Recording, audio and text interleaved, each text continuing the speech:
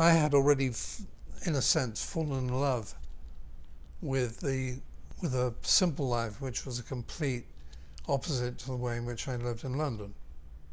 So Because you were working in the dark and around the clock and yeah, and on all these because big projects I and was, stuff. and because London was frenetic.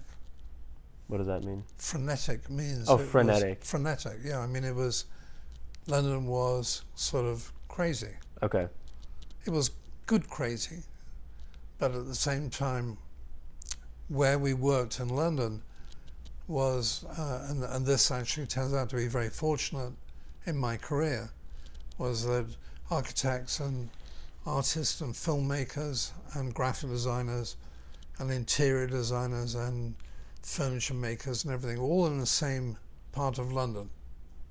So nearly everybody in a way was creative.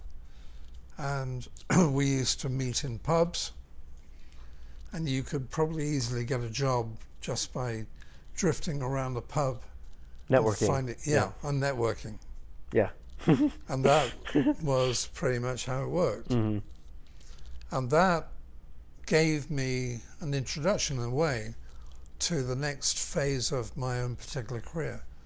Because after being in Greece for about 9 months, in 1968, I came back to London and I interviewed with Sean Kenny, who was in those days the most famous theatre designer in London. I know that I was in acting school for a while, Yeah. and what I learned is that in England, they respect live theater more than they do in America. Was that the case back then as well, or is that a more modern? No, I think that's true because in England, you don't have to be beautiful to be an actor. Mm-hmm. So the Hollywood concept of you got to be good looking, perfectly good looking in order to be an actor. If you look at British films, you'll see many people who are quite frankly quite ugly, mm-hmm. or they represent ordinary people. Right. They are ordinary. Right. But in that respect, it's more realistic to how the scene would look in real life. Yeah, I think the tradition of, and this is a long-standing tradition, is the tradition of the actor in England goes way back to the medieval mummers, we'll call them mummers, mm-hmm.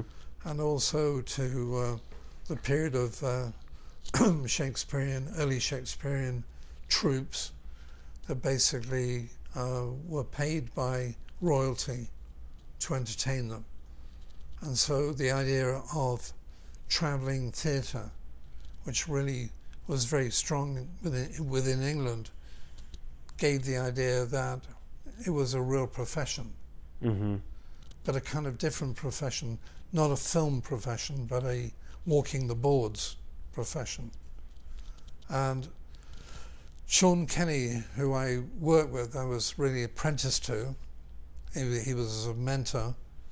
He was an Irish stage designer, architect. He trained at Taliesin West with Frank Lloyd Wright. And he came back, practiced in Ireland and then in England. Mm-hmm. And the great advantage for me was that surrounding him were a lot of very famous wannabe actors. Mm-hmm. People like Sean Connery and Orson Welles, all kinds of people who I had the chance to meet. Mm-hmm.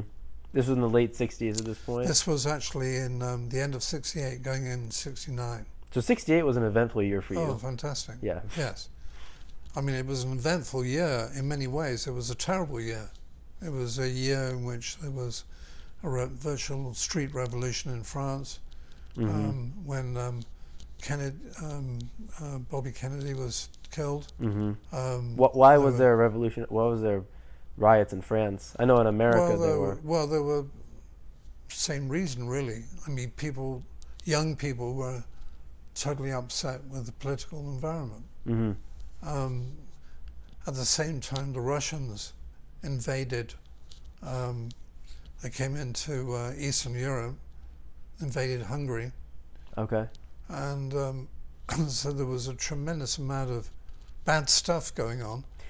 What's so nice is that while all that stuff was happening, on the other hand, you have the Beatles, Yeah, and you have exactly. Yellow Submarine, Exactly. and in the Yellow Submarine movie, I'll just summarize in Yeah. a minute.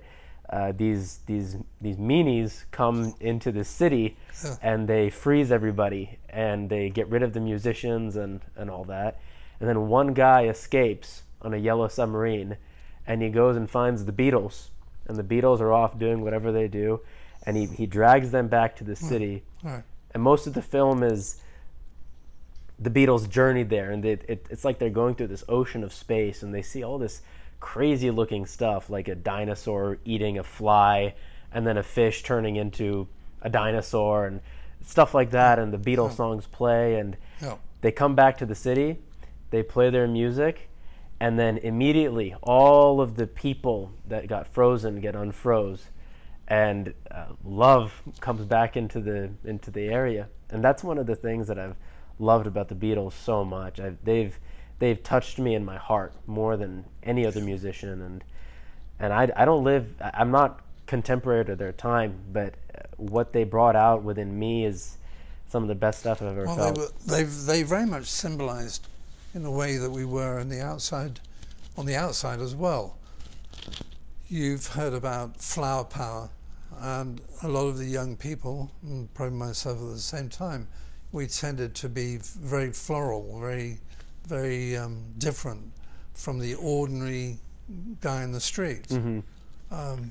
We wore flamboyant clothes. We wore very much big floral shirts with rounded collars and big belts and flappy jeans and colored I'm imagining this. Yeah. colored shoes and everything.